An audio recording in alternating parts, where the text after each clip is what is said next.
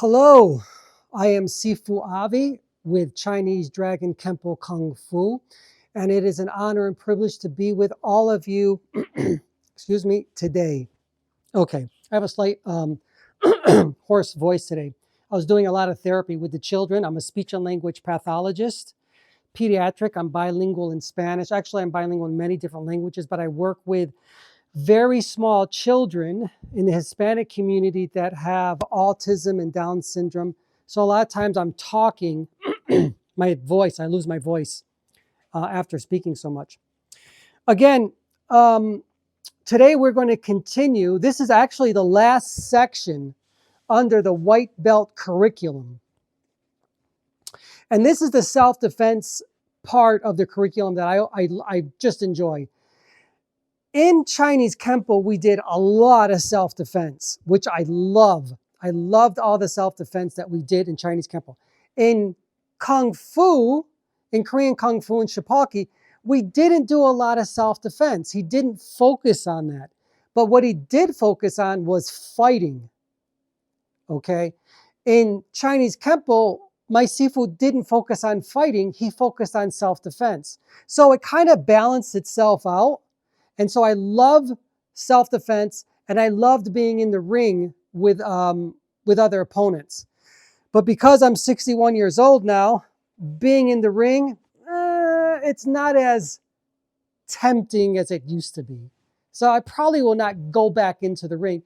However, I can still practice my self-defense techniques, and I can still practice my Kempo forms and my Kung Fu forms and pretend that I'm fighting also.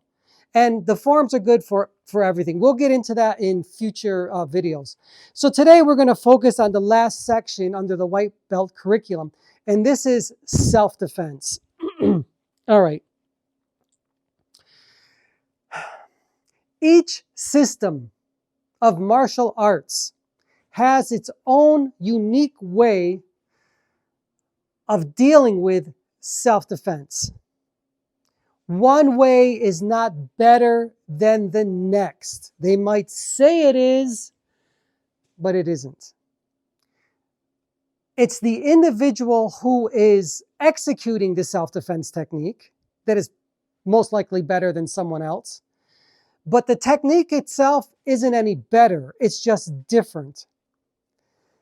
Each martial arts has different ways of getting you to the same objective, whatever that or I should say the same goal. The objectives are here. The goal is the same. It's to increase your consciousness as a human being, as a spirit, through your martial arts practice. If you can get there. If you can't, that too is okay. I got there. I didn't know I was going to get there, but I did. And I became a channeler. Had no idea that was going to happen. So I continue to practice my martial arts because I love it. It's very grounding. And I love that portion of it. So the first thing we're going to do, and again, I am following, if you can see this, this is my own little curriculum. This is my own curriculum for online teaching. And I'm following it. I'm going to turn the page. I have all the different techniques here and belts, and put my glasses on because, again, I'm 61 and can't see like I used to. So the first technique, again, is called entering the dragon. Now, we did that as Tan Tei number 1. However, there is entering the dragon A, B, and C in Chinese Dragon Kempo Kung Fu. So it's different than the other systems I've studied. So for each technique, there are going to be probably 3 different possibilities. All right? And even beyond that, there are even more possibilities. But I'm going to give you only 3. 3 is enough. So let me explain to you. So this is against a roundhouse punch. also known as the haymaker. Hopefully, you don't have to go into this punch because it's devastating. One strike against the jaw, the temple, within the face area, against the ear, even that is a soft target, you're going to knock that person down. If someone hits you with the haymaker, with a roundhouse strike directly to your face, it's most likely going to knock you out. Not knock you out cold, but it's going to knock you on your ass. Basically, that's what's going to happen. You do not want to get hit with this strike. It's devastating. So the first thing we're going to do, we're going to learn something called a triangle block. And I call it a triangle block because we are literally putting our hands up like this, like a triangle. When that haymaker comes, you tuck your head, step into it. And you can see my hands are like a triangle. Okay, this part of the arm here, as it comes around, you don't want that hand to come and hit you in the face. So you have to block it. This is going to be below the elbow here that you're blocking it. This part of your arm, again, the knife edge of your forearm is going to go directly into the individual's carotid artery on the side of his neck. So as that haymaker comes, the roundhouse punch, it's hey! That block, it's also a strike. All right? Blocks are strikes. Believe it or not. You block someone hard enough, it's a strike. Use this triangle block also simultaneously as a strike. So as it comes in, you're tucking your head. You don't want to get your head hit. Tuck it. Guard it. Bah! There we go. Against the carotid artery. Then where we do, from there, we come in, triangle block, swinging elbow. If anything is there, if the person's face is there, nose, whatever there, you're going to do a come in, swing the elbow, see if something's there. If it's not, thrusting elbow. Okay? Again, wherever your elbow's going, if it's into the throat chakra, if it's into what I refer to as the third eye chakra or the face itself, so be it. Again, 1, 2, 3, and then just for good measure, 4. Here, again, it's an outside forearm strike. Da! Hut! Again, you end it with a low side kick. Height! You cross out. That is entering the dragon, letter A. All right? And then you practice on the other side. So I went here to the left side. I'm going to go now to my right side. Again. Hut! Hut! Hut! Ah! Hut! The other side. Hut! Ah! Ha! Hut! Ah! Now that forearm strike that you do against this person, if that person's far away, it's going to be a chop to the side of the neck. You don't know, but you want to continue to do it. You do it because you're finishing this person off, all right? Triangle, swinging elbow, thrusting elbow, forearm, side kick. That's what it looks like. On the other side, triangle, smash that into this person's neck. Bam! Swinging elbow, thrusting elbow, forearm, ha! Ha! And you can do it against your heavy bag as well. Again, you come in, hut, hut, hut, da, hut, and then you leave.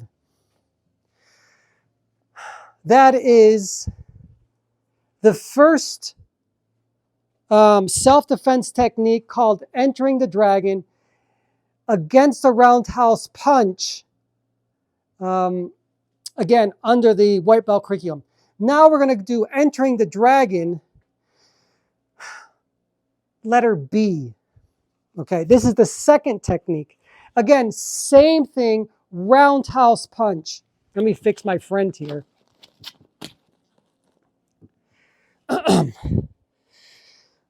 This one's a little bit different because this time, again, we're coming in with a triangle block, which is also a strike. But this time we are going to take, as we strike, we're going to come in, we're going to wrap his arm underneath ours. We're going to get even closer.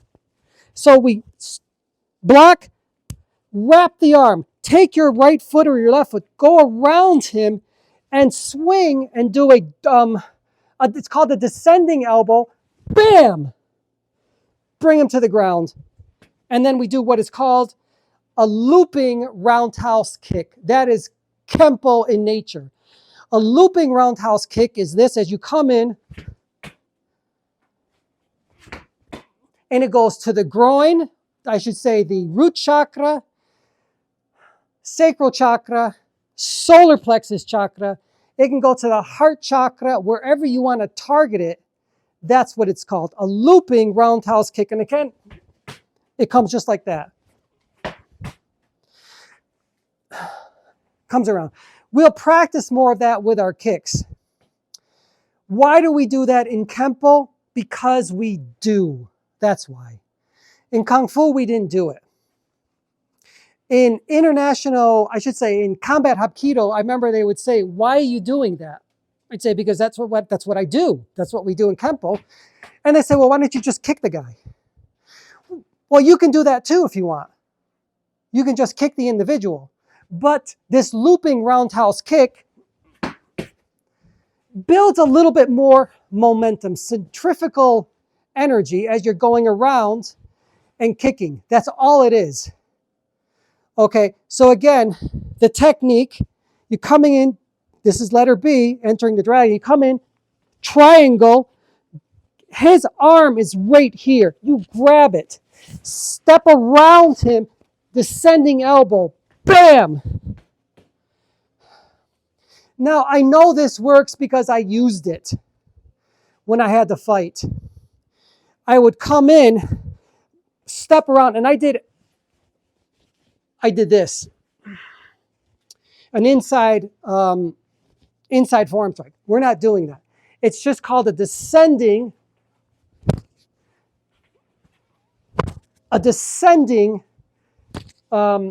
elbow. Descending elbow strike. There are so many different types of elbow strikes, especially in Muay Thai. They use tons of elbows. In Kempo, maybe we have five different elbow strikes. I'll have to check my records, but maybe 5 or 6. That's it. 6 at the most. Again, entering the dragon, letter B. Again, triangle, we're here. Here comes the punch. Hey! Grab the arm. I think I just broke his arm off. I step around him. Bam! Hey! And get out. If you can pull his arm out of the joint, like I did with this guy, do it. Yank it. Yank it. Tight. Get in tight. Protect your head with that block. Protect your head. Grab the arm. Grabbing it because it's right here. Smash. Step around. Smash him. And you just practice that. Doing on a dummy is one thing. Doing it on a real person is a whole different ballgame. My suggestion to you is this. If you can do this type of move, because anytime you have to do joint locks, grabbing another individual, it's better to do it on a live person. Doing it on your practice dummy can be a bit difficult. But I had to show it to you anyway. Doing joint locks on a dummy doesn't work. It's got to be done on a live person. Any type of weapons training, it's got to be done on a person, on a real live individual. That's the only way you're going to get really authentic training. Striking, kicking, blocking, you can do that on a dummy, full speed and power. But when you need to grab somebody, when you are grabbing somebody and wrapping,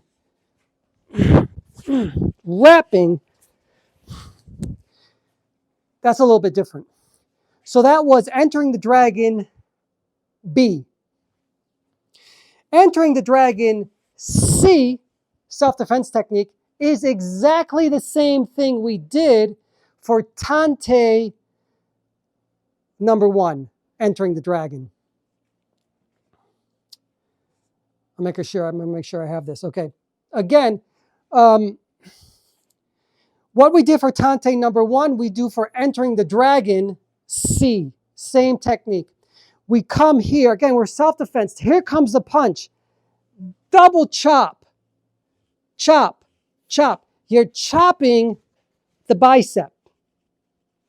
Bam. Do that to your arm. Chop the bicep. It hurts. Hurts. Again, you're going to use that chop strike we did. But this time it's a double chop strike. The double chop, I think I said in my last video, it was a double forearm. It can be a double forearm as well. As you come in, you can use both your forearms as you strike. But, however, you can also use the chop, I would say, this outside part of your hand as you come in. Bam! If you can't get with the forearms, you get with the hands. So we're going to say here, double chop, bicep, and the forearm of the other individual. Okay? Revolving hammer, pop, pop, pop, and then a low side kick for good measure, and you back out. That is C. We'll try it again. Self-defense, like, no, I don't want any problems. But here comes, he's coming in with it, he's coming in. Hut, hut, hut, hut. And you practice it on both sides. That's all you do. Hut, hut, hut, hut. Duh. You practice that. One more time again. Entering the dragon, C is literally the same as Tan Tei number 1. Hut, hut, hut, hut. Bam. Hut, hut, hut, hut. Bam. The only difference with this self-defense technique is that you can use the chop, double chop strike, or you can use the double forearm strike. It all depends on where that individual is going to be. You don't know the height of him. He might be big. If he's big, maybe this roundhouse punches, you're going to use the chop. If the person's small and he's coming around this way, you might just have to use your forearms. That's how it goes. You never know. Okay? I am Sifu Avi with Chinese Dragon Kempo Kung Fu under the white belt curriculum. This is finishing the white belt curriculum. That's all there is. There's actually more if it were in person, but we're not in person. This is good enough. Practice your techniques every day, 15, 20 minutes a day. Practice them. Stretch. And have fun with it as well. Okay? You have any questions, you can contact me. I have my email address. I'm always available. I'm online, checking my email. I teach martial arts because I love it. Not because I need you to subscribe, not because I need followers, not because I need your money. I do it for the passion. And again, when you find your passion in life, this is just one of many passions, then you find your purpose.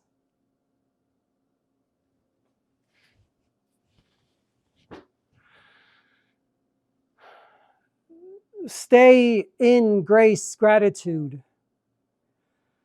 Stay in peace. Give these qualities of who you are as a human being to others. Shalom.